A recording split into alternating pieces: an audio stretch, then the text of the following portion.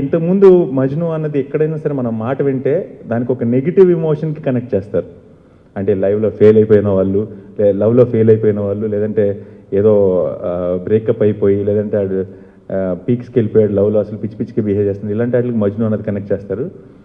మేము మజ్ను అన్న అతను చరిత్రలో ఒక వ్యక్తి పేరు, అది ఆయన్ని కూడా గ్లోరిఫై చేయాలని డిసైడ్ అయిపోయాం. ఇక నుంచి మజ్ను అంటే ఒక మంచికి, ఒక ఫన్కి, ఒక ఎంటర్టైన్మెంట్కి కనెక్ట్ చేయాలని కోరుకుంటున్నాను. రిలీజ్ తర్వాత చూద్దాం ఎలా ఉంటుందో. నేను ఫస్ట్ నుంచి యాక్చువల్లీ లవ్ స్టోరీలు చేసిన ప్రతిసారి వర్కౌట్ అయింది. అండ్ ఆఫ్టర్ మ్యారేజ్ ఇంకొంచెం డెప్త్గా మెచ్యూర్డ్గా తెలుస్తుంది కాబట్టి అందుకే అనుకుంటా ఇప్పుడు ఈ మధ్య చేస్తున్న చాయిసెస్ అన్నీ మజ్నుతో సహా అన్నీ కరెక్ట్గా వస్తున్నాయి అండ్ ప్రేక్షకులకు కూడా నచ్చుతుంది. And it's a complete love story అండి. ఇందాక నేను చెప్పినట్టు లవ్ స్టోరీ రొమాన్స్ అంటే మీరు అనుకుంటున్న టైప్ కాదు, ప్రేక్షకులు అందరికీ, అంటే ఒక ఫ్యామిలీ అందరూ చూడగలిగే ఒక ఫ్యామిలీ ఎంటర్టైనర్ సినిమా. తెలుగు సినిమాల ఇండస్ట్రీలో కథలు చాలా ఉన్నాయండి.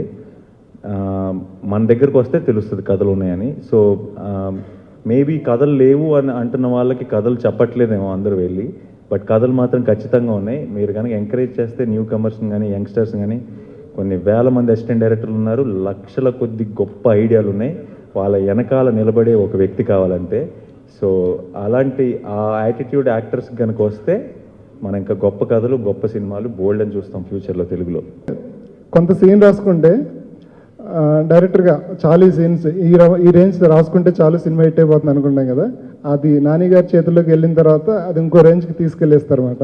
యాక్చువల్లీ నా లక్ ఏంటంటే ఈ సినిమా టెక్నీషియన్స్ అందరినీ సెలెక్ట్ చేసుకున్నప్పుడు ఈ రాసుకున్న కథని అంతకన్నా బ్యూటిఫుల్గా సెల్యులాయిడ్ మీద చూపించాలి కాబట్టి మంచి టెక్నీషియన్లు అందరినీ అడిగాను, అందరినీ ఇచ్చారు అన్నమాట.